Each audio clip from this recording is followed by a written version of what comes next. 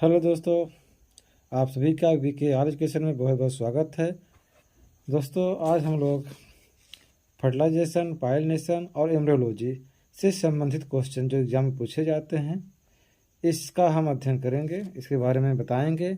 जो TGT PGT के छात्र तैयारी कर रहे हैं उसके साथ साथ 6, 7, 8, 9, 10, 11, 12 जो छात्र पढ़ रहे हैं उनके लिए क्वेश्चन बहुत ही हितकारी होने वाला है, क्योंकि एक इस तरह के जो क्वेश्चन होते हैं अनेक प्रकार के जो एग्ज़ाम होते हैं उसमें पूछे जाते हैं, इसमें से आपको जरूर कुछ न कुछ इसमें क्वेश्चन 2-4 क्वेश्चन जरूर आपको मिलेंगे। तो हम यहाँ समय नष्ट करते हुए अब हम लोग यहाँ शुरू करते हैं। तो फर्स्ट क्वेश्चन है, बीजाणु द्वार से पराग नलिका के प्रवेश को कहते हैं। यानी कि जब बीजाणु द्वार पराग नलिका बीजाणु द्वार से जब पराग नलिका प्रवेश करती है तो उस तरह के जो प्रवेश होता है उसे हम क्या कहते हैं? इसे कहते हैं अंडर द्वारी प्रवेश कहते हैं या पोरोगेमी कहते हैं। सेकंड क्वेश्चन है, टैपिटम का प्रमुख कार्य क्या होता है? टैपिटम का प्रमुख काम होता है पोषण प्रदान करना होता है। एम्ब्रियोलॉजी यानी कि भ्रूण जब उसका डेवलपमेंट होता है वो एक टैपिटम होता है, इसका जो मेन फंक्शन होता है इसको पोषण प्रदान करना होता है। तीसरा क्वेश्चन है, कैप्सेला के बीजांड में निषेचन से पूर्व कौन सी रचना द्विगुणित होती है? यानी कि इसमें जो कैप्सेला होता है फर्टिलाइजेशन से पहले ही, उनमें जो न्यूक्लियस आप लोग यहाँ देख रहे हैं, न्यूक्लियस जो होता है ये जो होती है डिप्लॉयड होती है। आप लोग जानते हैं हेप्लॉयड डिप्लॉयड जो मियोसिस डिवीजन होता है, जिसके बाद जो कोशिकाएं जो होती हैं n cell number of chromosomes n cell हो जाता है, इसको हम मियोसिस कहते हैं, जिसमें से क्या होते हैं। लेकिन इनमें जो होती है जो न्यूक्लियस होता है ये इसमें नंबर ऑफ क्रोमोसोम्स 2n होता है। आगे देखते हैं, आवृत बीजी के भ्रूण का परिवर्धन है। आवृत बीजी में जो भ्रूण एम्ब्रियो जो डेवलपमेंट होता है उसे कहते हैं एंडोस्पर्म कहते हैं। नेक्स्ट क्वेश्चन है आपका, टैपिटम की कोशिकाएं कुछ यूब्रिस का स्राव करती हैं जो एंजाइम के लिए प्रदान करती हैं, इसे क्या कहते हैं? स्पोरोपोलेनिन व पोलन कीट। ये आपका क्वेश्चन, ये विकल्प सही है आपका 6 क्वेश्चन है, निम्नलिखित में से किसके द्वारा परनिषेचित निम्नलिखित में से किसके द्वारा समर्थित है? इसे कहते हैं भिन्नकाल परिपक्वन कहते हैं या डाइकोगेमी कहते हैं। क्वेश्चन नंबर 7, बीजाणोद्भिद से युग्मोद्भिद समान रचना बनना जब बिना बीजाणु बने हो तो यह दशा होती है। यानी कि स्पोरोफाइट से गैमेटोफाइट के समान रचना बनना, यानी कि बिना स्पोरोफाइट से ही गैमेटोफाइट का बन जा रहा है, यानी स्पोर बन जा रहा है बिना बीजाणु बने ही। इसको हम क्या कहते हैं? इस तरह की जो फर्टिलाइजेशन होता है इसको हम एपोस्पोरी कहते हैं। एपोस्पोरी आप लोग यहाँ देख रहे हैं, एपोस्पोरी यानी कि एब्सेंट आप स्पोरन स्पोर का बिना बने ही गैमेटोफाइट का बन जाना ही क्या कहलाता है? एपोस्पोरी कहलाता है। नेक्स्ट क्वेश्चन है, अधिकोरक निम्नलिखित में से किसके बीजों में पाया जाता है? अधिकोरक एपीप्लास्ट से कहते हैं। ये क्या होता है? चावल के बीज में पाया जाता है। परागण का अर्थ है परागण आप लोग जानते हैं, जो परागकण होता है एक पुष्प से दूसरे पुष्प के वर्तिका पर पहुँचने की प्रक्रिया को हम क्या कहते हैं? परागण कहते हैं या पाइलिनेशन कहते हैं। यानी कि pollen is transfer from one plant to another plants of the same species, मैंने ध्यान रखिएगा, मैंने उसी जात का पौधा हो तो उस पर पकड़ने की जो परागकण होता है पहुँचने की प्रक्रिया को हम क्या कहते हैं? परागण कहते हैं। परागधानी यंत्र से परागकण वर्तिकाग्र पर जाना, इसी को हम क्या कहते हैं? परागण कहते हैं। ये क्वेश्चन आपका सही है, विकल्प है। क्वेश्चन नंबर है, एनिमोफिली परागकण है जो होता है यही वायु द्वारा होता है। एनिमो अब लोग यहाँ जान लीजिए, एनिमो द्वारा यानी कि वायु द्वारा जब प्रकीर्णन होता है, परागण होता है, उसे हम कहते हैं एनिमोफिली कहते हैं। कुछ ऐसे कीट होते हैं जिनके द्वारा जो वायु जो कीट क्या करते हैं? सहायता करते हैं, या फिर वायु सहायता करता है जो दूसरे पुष्प पर पहुँच जाते हैं, उसको कहते हैं एनिमोफिली कहते हैं। पॉलन कीट किसके परागण में सहायक होते हैं? पॉलन कीट इसमें देखिए क्वेश्चन नंबर है, कीट परागित पुष्पों में, यानी कि जिसमें कीट द्वारा परागण होता है उसे कहते हैं एंटिमोफिलस फ्लावर्स कहते हैं। इसी अभी आप ऊपर क्वेश्चन देखा था, इसमें वाव द्वारा परागण होता है इसे क्या कहते हैं, एनोफिली कहते हैं। लेकिन जिसमें कीटों द्वारा परागण होता है उसे क्या कहते हैं, एंटिमोफिलस फ्लावर कहते हैं। यानी कुछ ऐसे पुष्प होते हैं जिनमें कीटों के द्वारा ही परागण क्रिया संभव होती है। क्वेश्चन नंबर 12 है, निषेचन होता है। ये बहुत अच्छा क्वेश्चन है। भ्रूणकोश में होता है, यानी एम्ब्रियो सैक में होता है। निषेचन कहाँ होता है? एम्ब्रियो सैक में होता है। 13 क्वेश्चन है, पराग कोश की भित्ति 4 स्तरों की बनी होती है, जिसमें, यानी जो पराग कोश होता है जिसकी भित्ति क्या होती है, 4 स्तरों की बनी होती है, जिसमें क्या होता है, यहाँ एक विकल्प है, इंडोथीसियम टेप्टम की ठीक अंदर की ओर होती है। सेकेंड बी ऑप्शन है, मध्यस्थ टेप्टम व इंडोथीसियम के बीच स्थित होती है। ये देखिए विकल्प आपका सही है, यानी कि इसमें जो होता है मध्यस्तर टेप्टम और एंडोथीसियम के बीच, दोनों के बीच में मध्यस्तर पाया जाता है। नेक्स्ट क्वेश्चन आपका है, पादपों में एपोमिक्सिस का अर्थ पौधे का विकास है, परंतु निम्नलिखित में से किसमें एपोमिक्सिस, यानी कि बिना युग्मकों के समेकन से ही क्या होता है, एपोमिक्सिस होता है। इसमें पौधों का विकास होता है, यानी कि इनमें क्या होता है, बिना युग्मक जो गैमीट होते हैं उसका बिना गैमीट के मिलने से ही क्या होते हैं, उसमें कुछ पौधों का विकास हो जाता है, फल का निर्माण हो जाता है, इसे कहते हैं एपोमिक्सिस होता है। यह प्रक्रिया क्या होती है, फर्टिलाइजेशन जो होता है उसे एक सेल से न होकर किसी दूसरे सेल से हो जाते हैं, जो कोशिकाएं होती हैं, जैसे न्यूक्लियस होता है और इंटेगुमेंट्स होता है, इनसे जो होते हैं हो जाता है फर्टिलाइजेशन, या फिर कभी कभी जो सहायक कोशिकाएं होती है इसके द्वारा हो जाता है, तो उसको हम क्या कहते हैं, एपोमिक्सिस कहते हैं। क्वेश्चन नंबर 15 है, जब बगैर अंड के निषेचन के उसके भ्रूण या सक्रिय युग्मनज जाइगोट बनता है तो क्या कहते हैं, यानी कि इसे कहते हैं अनिषेक जनन कहते हैं, पार्थेनोजेनेसिस कहते हैं। आप लोग यहाँ देख रहे हैं तो क्या कहेंगे, अनिषेक जनन कहते हैं, यानी जब इन्हें बगैर निषेचन के ही, यानी कि भ्रूण जो बनता है उसको हम क्या कहते हैं, पार्थेनोजेनेसिस कहते हैं। क्वेश्चन नंबर 16 है, अनिषेक फलन पार्थेनोकार्पिक वह फल है जिसमें क्या होता है, अपरिपक्व बीज होते हैं। इसमें बीज बनते हैं लेकिन क्या होते हैं, वो बीज अपरिपक्व होते हैं। क्वेश्चन नंबर 17 है, फाइकस पीपल में परागकण होते हैं। क्वेश्चन देखिए बहुत इंपॉर्टेंट है, ये क्वेश्चन कई बार एग्जाम में पूछा गया है। वायु द्वारा, चिड़ियों द्वारा, कीटों द्वारा और पानी द्वारा, यानी कि कीटों द्वारा होता है। यानी फाइकस पीपल जो होता है उनमें जो परागण होता है कीटों के द्वारा होता है, यानी कि इसमें कीट अंदर घुस जाते हैं और उसके जो पॉलन ग्रेन्स होते हैं उसके पंखों में, पैरों में चिपक जाते हैं, और फिर क्या होता है, यही कीट जब दूसरे पुष्प पर जाता है तो वे पॉलन ग्रेन्स वहाँ पर घुस जाते हैं। तो इस ये क्या होता है, फाइकस में इस तरह की रचना पाई जाती है। फाइकस या गुलर भी होता है। क्वेश्चन नंबर क्या है, 18 है, परागकण का वर्तिकाग्र पर अंकुरण होता है। अब यहाँ देखिए, इन विवो अंकुरण, यानी कि परागकण का वर्तिकाग्र पर अंकुरण है, इन विवो अंकुरण, ये आपका विकल्प सही है। यानी कि परागकण जब पहुँचता है तो स्टिग्मा पर, वर्तिकाग्र पर, तो वहाँ अंकुरण जो होता है उसको हम क्या कहते हैं, इन विवो जर्मिनेशन कहते हैं। क्वेश्चन नंबर 19 है, एल्बुमिनस बीजों में भोजन कहाँ एकत्र होता है, एल्बुमिनस बीजों यानी कि एंडोस्पर्म में भोजन इकट्ठा होता है। नेक्स्ट क्वेश्चन, पुष्प में वह सूक्ष्म रचना जिसमें ध्रुवीय केंद्रक होते हैं, ये क्या होता है, भ्रूणकोश होता है, यानी कि पोलर न्यूक्लियाई, जो पोलर न्यूक्लियाई होते हैं भ्रूणकोश में पाए जाते हैं, एम्ब्रियो सैक में पाए जाते हैं, ये इसमें होता है। क्वेश्चन नंबर 21, परागकण क्या है, इसे हम कहते हैं नर युग्मकोद्भिद कहते हैं। जो परागकण होते हैं क्या होते हैं, ये मेल पार्ट होता है, इसे हम कहते हैं नर युग्मकोद्भिद कहते हैं, या माइक्रोजेनेसिस कहते हैं, इसे कहते हैं हम नर युग्मकोद्भिद कहते हैं। नेक्स्ट क्वेश्चन है, परागकण को कौन रोकता है, तो यहाँ ये क्वेश्चन क्या सही है, उपयुक्त सभी, यानी कि स्वबंधता, सेल्फ फर्टिलिटी होता है, स्वपराजिता होता है, हाइपोगेमी होता है, भिन्न कालपक्वता होती है, ये सभी जो होते हैं परागकण जो होते हैं ये इसमें बाधा बनते हैं, यानी कि ये सब प्रक्रियाएँ जब होती हैं तो पराग क्रिया नहीं हो पाती है। क्वेश्चन नंबर 23 है, जब बीजांड का शरीर, भ्रूण कोश तथा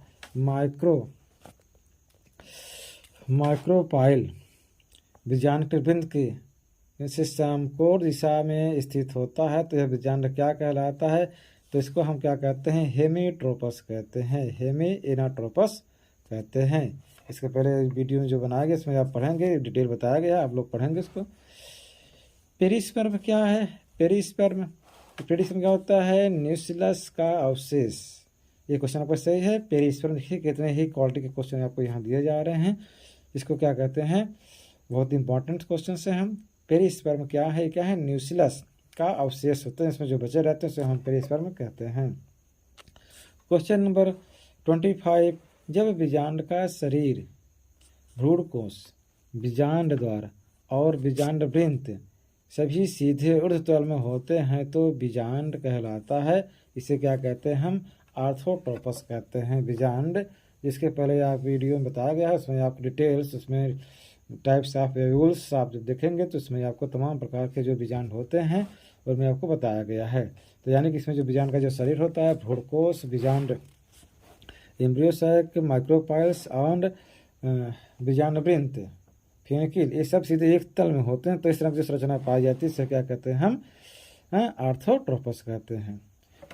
क्वेश्चन नंबर 26, बीज चोलक किससे बनता है? बीज चोलक कार्निकल, ये क्या होते हैं? अध्ययन एंटीगुमेंट जो होते हैं इसके द्वारा बीज चोलक होते हैं, जो कि हार्ड कवर बनाता है या फिर इसमें जो बीजांड आवरण होता है या फल आवरण होता है, ये इंटीगुमेंट से आगे जाकर परिपक्व होने पर ये बनाता है। क्वेश्चन नंबर आप हम देखते हैं अगला।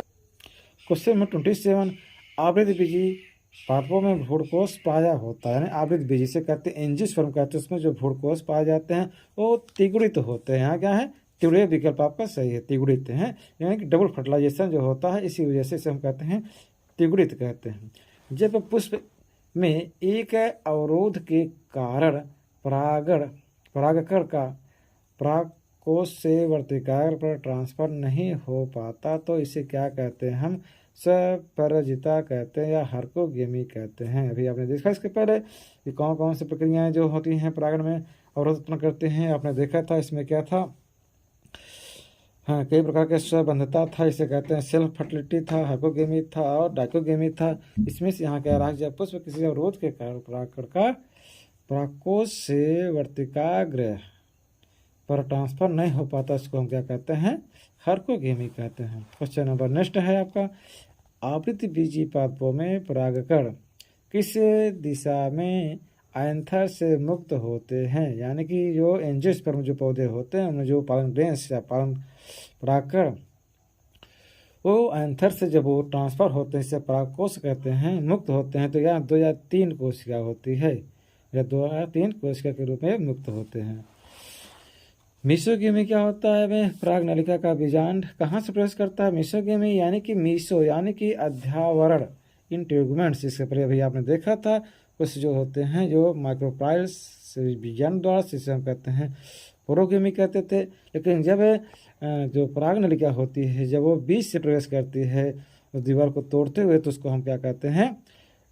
इंटीगुमेंट्स कहते हैं या मीसोगेमी कहते हैं। इसमें देखिए तो क्वेश्चन आपको पूछ रहा है, एक पूछता है जब मीसोगेमी किसे कहते हैं? मीसोगेमी क्या होता है? इंटीगुमेंट से प्रवेश होता है, और जब इंटीगुमेंट से जब वो पराग नलिका प्रवेश करता है उसको क्या कहते हैं? तो इसे हम मीसोगेमी के नाम से जानते हैं। इस तरह के क्वेश्चन आपको दोनों तरीके से पूछ सकता है। क्वेश्चन नंबर है 31, सहायक कोशिका होती है, सिनेर्गिड्स कहते हैं। ये क्या होती है? अगुणित होती है। क्या होती है? हेप्लॉइड होती है। इनमें नंबर ऑफ क्रोमोसोम्स n होते हैं।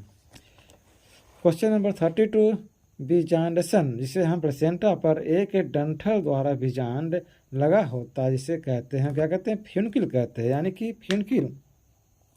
प्लेसेंटा ये क्या होते हैं? जो एक डंठल होता है, यानी कि जो एक स्टेम है, स्टेम में जो वहाँ फल लगता है और फल में जब वो उसमें जो बीज बनता है, जो बीज होता है जिससे जुड़ा होता है, उसको हम क्या कहते हैं? फ्यूनिक्यूल कहते हैं। क्वेश्चन नंबर 33, एक ही पुष्प में विभिन्न समयों पर पुंकेसरों और अंडकों का परिपक्वन कहलाता है। क्वेश्चन समझिए, एक ही पुष्प में विभिन्न समयों पर पुंकेसर और अंडक ओव्यूल्स का परिपक्वन क्या करता है, इसको हम कहते हैं भिन्न कालपक्वता कहते हैं। क्वेश्चन नंबर 32, प्रेजेंटेशन पर एक डंठल दो, ऐसे हमारा क्वेश्चन हो गया, इसे हम फिनकुल कहते हैं। क्वेश्चन नंबर 33, जब एक ही पुष्प में भिन्न काल पर पुंकेसरों और अंडकों का परिपक्वन क्या कहलाता है, भिन्न काल पक्वता डाइकोगेमी कहते हैं। देखिए सारे क्वेश्चन भी आ रहे हैं। और क्वेश्चन नंबर 34, जीनिया बताता है परागकण का प्रभाव, ये क्वेश्चन से आपके क्या सही है, भ्रूणपोष इंडोस्पर्म कहते हैं, इसे कहते हैं इंडोस्पर्म में। बीज किससे बनता है, अब आप लोग यहाँ देख रहे हैं बीज किससे बनता है, एम्ब्रियो से, भ्रूणकोष से, अंडाशय से, बीजांड या ओव्यूल से, यानी कि इसमें क्या विकल्प आपको सही है, बीजांड से सही है।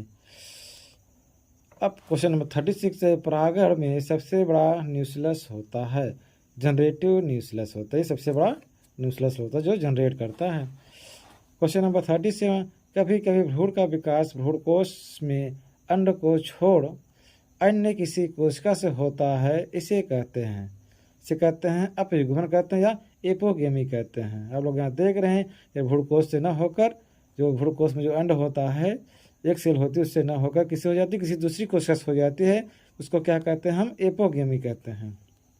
क्वेश्चन नंबर 38, एक ही पादप में एक पुष्प के परागकण का दूसरे पुष्प के वर्तिकाग्र पर जाना कहलाता है, यानी पौधा एक ही रहेगा लेकिन उसमें एक पुष्प से दूसरे पुष्प पर जब परागकण पहुँचते हैं इसको क्या कहते हैं, कीटनोगेमी कहते हैं या चिटनोगेमी कहते हैं। क्वेश्चन नंबर 39, पूर्ण सशक्त कोशिका का अर्थ है, पूर्ण सशक्त या टोटिपोटेंट सेल्स का क्या अर्थ क्या होता है, ये आपका विकल्प सही है, अविभेदित कोशिका जो किसी भी पादप अंग को बना सकती है, इसको कहते हैं पूर्ण सशक्त कोशिका कहते हैं। पूर्ण सशक्त कोशिका का क्या अर्थ है, अविभेदित माने अनडिजायरेबल कोशिका जो किसी भी पादप अंग को बना सकती है बिना विभेदित हुए ही, उसको हम क्या कहते हैं, पूर्ण सशक्त कोशिका कहते हैं। क्वेश्चन नंबर 40 है, टेगमेन किससे बनता है, तो इसमें क्या क्वेश्चन सही है, इंटेगुमेंट से, इनर इंटेगुमेंट से, यहाँ एक बाहरी है, अंत है, कलेजा है और फ्यूनिक्यूल है, यहाँ पर विकल्प कौन सा सही है, क्वेश्चन नंबर 40 का विकल्प बी सही है, इसे कहते हैं इनर इंटेगुमेंट से क्या बनता है, टेगमेंट बनता है। क्वेश्चन नंबर 41, एलरोन परत कहाँ होता है, एलरोन लेयर्स जो होती है कहाँ पाई जाती है, क्वेश्चन आपका देखिए, इस क्वेश्चन का विकल्प ऑप्शन भी सही है, भ्रूणकोष, इसे एंडोस्पर्म कहते हैं, के परिधीय भाग में, परिधीय में उसके चारों तरफ जो होता है उस चारों तरफ एलरोन स्तर पाई जाती है। क्वेश्चन ये बहुत महत्वपूर्ण क्वेश्चन है, एलरोन स्तर जो होता है ये कहाँ पाई जाती है, भ्रूणकोष के परिधीय भाग में पाई जाती है। अब क्वेश्चन नंबर 42 का विकल्प जो है, बीजाणु द्वार से पराग नलिका का प्रवेश होने वाला निषेचन कहलाता है, क्या कहलाता है, इसे हम पोरोगेमी कहते हैं। देखिए क्वेश्चन फिर रिपीट हो गया है, पोरोगेमी होता है, और जब अध्यावरण से होते हैं मिसोगेमी कहते हैं। और यहाँ पे देखिए सिनगेमी है, कलेजोगेमी होता है, चलेजा से जो होता है इसे हम चलेजोगेमी कहते हैं। ये भ्रूण के बारे में जो आप लोग पढ़ेंगे उसके बारे में वहाँ दिया गया है, ये सब चीज़ें कहाँ पाई जाती हैं, चमगादड़ों द्वारा परागण कहलाता है, यानी जब चमगादड़ जो बैठ होते हैं इसके द्वारा जो चमगादड़ होता है उसको हम क्या कहते हैं, सिरिनोपिट्रोफिली कहते हैं, सिरिनोपिट्रोफिली कहते हैं, जो चमगादड़ वाला होता है। आप लोग यहाँ देख रहे हैं इनमोफिली से वायु द्वारा जब होता है, आर्थनोफिलस होता है पक्षियों द्वारा होता है, और जो ये वाला है एंटिमोफिली ये कीटों द्वारा होता है। ये सब क्वेश्चन आपको बीच में आ चुके हैं। क्वेश्चन नंबर 44 है, जब एक द्विगुणित 2n मादा पादप का चतुर्गुणित 4n नर पादप से संकरित क्रॉस करते हैं तो इससे उत्पन्न बीज के भ्रूणपोष की दशा को क्या कहते हैं, इसे कहते हैं चतुर्गुणित है, कहते हैं 4n होता है। इसमें देखिए क्वेश्चन फिर समझिए, जब एक द्विगुणित 2n नंबर ऑफ क्रोमोसोम्स कितने होते हैं, 2n होते हैं, मादा पादप को चतुर्गुणित 4n नर से संकरित क्रॉस करते हैं, इसमें क्रॉस कराए जाते हैं, इसमें 4n नंबर ऑफ जो होते हैं क्रोमोसोम्स 4n होता है, इसको हम क्या कहते हैं, इसे हम चतुर्गुणित कहते हैं। क्वेश्चन नंबर 45, आवृत बीजी के परागकोश में टेपिटम की कोशिकाएं होती हैं तो क्या है आपका अधिकतर बहुगुणित होते हैं। आवृत विधि जो पराग कोश होता है उसमें जो टेप्टम कोशिकाएं होती हैं क्या होती हैं, वो बहुगुणित होते हैं। क्वेश्चन नंबर 46, जब अंडाशय से फल बिना निषेचन के ही विकसित हो जाता है तब इसी घटना को क्या कहते हैं। यानी कि अंडाशय से फल बिना निषेचन के ही विकसित हो जाता है, यानी फल तो बन रहा है लेकिन बिना निषेचन की बन रहा है, इसको हम क्या कहते हैं, अनिषेचक जनन कहते हैं, जैसे हम पार्थेनोजेनेसिस कहते हैं। अब क्वेश्चन नंबर 47, द्विग निषेचन या डबल फर्टिलाइजेशन किसे कहते हैं। डबल फर्टिलाइजेशन किसे कहते हैं। हाँ, डबल फर्टिलाइजेशन सर्वप्रथम किसने बताया था। तो देखिए जो पौधों में डबल फर्टिलाइजेशन होता है ये नोआसिन और ग्रिगनार्ड ने बताया था। सबसे पहले पौधों में डबल फर्टिलाइजेशन होता है जो आपको एम्ब्रियो में बताया गया था, जिसमें नंबर ऑफ क्रोमोसोम से एक सेल होती है और दूसरा उसमें 2 न्यूक्लियाई होता है। जब वो पादप जो कोशिकाएं जो न्यूक्लियाई होता है एक डबल न्यूक्लियाई से और एक सेल से फर्टिलाइजेशन करता है, इसको हम डबल फर्टिलाइजेशन कहते हैं। ये सबसे पहले कौन बताया था, है नोआसिन और ग्रिगनार्ड ने बताया था। क्वेश्चन नंबर 48, भ्रूण कोश का द्वितीयक केंद्रक नर युग्मक के साथ निषेचन के बाद बनता है भ्रूण कोश बनता है। यानी कि भ्रूण कोश का जो द्वितीयक केंद्रक होता है, सेकेंडरी जो न्यूक्लियस होता है, उसका जब फर्टिलाइजेशन नर युग्मक के साथ होता है उसको क्या कहते हैं, डबल फर्टिलाइजेशन कहते हैं। और एक जो द्वितीय केंद्रक इससे निषेचन करता है और जो दूसरा केंद्रक होता है वो एक सेल से करता है, उसको हम डबल फर्टिलाइजेशन कहते हैं। और जो द्वितीय केंद्रक के साथ निषेचन होता है उसको हम भ्रूणपोष बनता है या भ्रूणकोश कहते हैं, जब वो बनता है इस तरह के संरचना को। नेक्स्ट क्वेश्चन है, मक्का के बीजों के निर्माण हेतु न्यूनकारी विभाजन की संख्या है। यानी कि क्वेश्चन देखिए बहुत ही महत्वपूर्ण क्वेश्चन है, ये कई बार क्वेश्चन पूछा गया है। कह रहा कि 100 मक्का के बीजों के निर्माण हेतु न्यूनकारी विभाजन की संख्या कितना। यानी कि कह रहा कि अगर मक्का का 100 बीज बनना हो तो उसमें कम से कम कितना डिवीजन होगा। तो इसमें क्या है 25 डिवीजन होगा। तो ये क्वेश्चन आपका ये सही है, क्वेश्चन नंबर डी आपका विकल्प सही है 125। एक पॉलीगोनम प्रकार का भ्रूणकोश होता है, तो ये क्या है आपका विकल्प आपका ए सही है। 7 कोश की तथा 8 केंद्र की उसमें होते हैं, जिनमें पॉलीगोनम प्रकार का जो भ्रूणकोश होता है इसमें क्या है 7 कोश का और 8 केंद्र की होते हैं। क्वेश्चन नंबर 51, निषेचन के बाद बीज का बीजावरण सीड कोट कहते हैं बनता है अध्यावरण से। यानी जब उसमें फर्टिलाइजेशन हो जाता है जो इंटेगुमेंट से होते हैं और उसका जो परिपक्व होते हैं फल, तो जो इंटेगुमेंट से क्या बनाता है वो बीजावरण या सीड कोट बनता है। क्वेश्चन नंबर 52, भ्रूणकोश का विकास होता है। भ्रूणकोश का विकास किससे होता है, अंडकोश का एवं नर युग्मक से। यानी अंडकोश का और नर युग्मक से क्या बनता है, एम्ब्रियो बनता है। अभी आपने ऊपर देखा था। और जब द्वितीय केंद्रक से नर युग्मक का जो फर्टिलाइजेशन होता है उससे क्या बनता है, भ्रूणपोष बनता है, जो एम्ब्रियो के लिए भोजन का निर्माण भोजन जुटाता है। क्वेश्चन नंबर 53, आर्थ्रोफिली किसके द्वारा परागण होता है, बर्ड्स द्वारा होता है। अभी क्वेश्चन आया था इसमें आर्थ्रोफिली, एंटिमोफिली और चिनोपिट्रोफिली ये सब होते हैं एनोफिली। तो इसमें जो होता है जब पक्षियों द्वारा परागण होता है उसे क्या कहते हैं, आर्थ्रोफिली कहते हैं। क्वेश्चन नंबर 54, निषेचन के बाद फल भित्ति बनता है। जब निषेचन हो जाता है जो फल भित्ति बनती है वो किसके डेवलपमेंट से होता है। इसमें क्या आपका सही है ओवरी जो वाल होती है इसके द्वारा क्या होता है, कोई अंडाशय भित्ति से कहते हैं, इसके द्वारा फल भित्ति बनती है। क्वेश्चन नंबर 55, परागण की बाहरी भित्ति बनी होती है। जो परागकण होता है परागकण जो होता है इसकी जो बाहरी भित्ति किससे बनी होती है, स्पोरोपॉलिनिन की बनी होती है, स्पोरोपॉलिन की बनी होती है। क्वेश्चन नंबर 56, निषेचन के बाद ओव्यूल से बीज बनता है लेकिन अंडक से बनता है। क्या कह रहा, निषेचन के बाद ओव्यूल से बीज बनता है, लेकिन अंडा जो कार्पेल से क्या बनता है, ये क्या है, फलभित्त बनता है, पेरिकार्प होता है। क्वेश्चन नंबर 57, त्रिसलयन ट्रिपल फ्यूजन का परिणाम से बनता है भ्रूणपोष बनता है ट्रिपल फ्यूजन, इसमें क्या 2 न्यूक्लियाई होते हैं और एक प्राग्नेटिका न्यूक्लियाई जो होती है, इसमें जो फर्टिलाइजेशन होता है, इसमें भ्रूण बनता है, भ्रूणपोष बनता है। 58, किस पौधे में परागण के लिए उसके पुष्प की दुर्गंध उत्तरदायी होता है, यानी कि किसी एक जो पौधा होता है उसका जो दुर्गंध वहाँ से निकलती है वही उसके लिए परागण की प्रक्रिया पूरी करती है। तो ये क्या है आपका रेफ्लेसिया जो होता है। रेफ्लेसिया आप जानते हैं, रेफ्लेसिया पूरे विश्व का सबसे बड़ा पुष्प होता है जिसका वजन 10 किलोग्राम होता है। इसकी जो दुर्गंध होती है इसके द्वारा क्या होता है, परागण क्रिया वही हो जाती है, यानी इसमें जो इसमें निकलता है ये जब दूसरे पुष्प पहुँचता है तो उसमें परागण क्रिया हो जाती है। क्वेश्चन नंबर 59, सबसे अधिक एडवांस परागण की क्रिया या प्रकार है, ये क्या है आपका जीनोगेमी होता है, जो वाव द्वारा होता है। ये क्वेश्चन था आपका, बहुत ही महत्वपूर्ण क्वेश्चन था दोस्तों। ये क्वेश्चन आप लोग 1 बार 2 बार से आप रिपीट करके पढ़िएगा।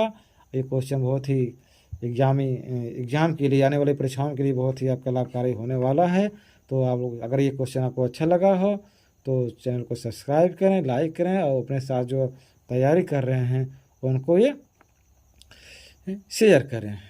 धन्यवाद।